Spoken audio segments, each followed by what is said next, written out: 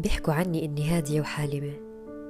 حياتي عبارة عن التنقل بين مدينتي نابلس وبين رام الله كل يوم، وكل يوم في حواجز وفي مستوطنين وفي اقتحامات، والمصير دائما مجهول بظل كل هذا، حتى مصيري أنا لينا من نابلس من فلسطين.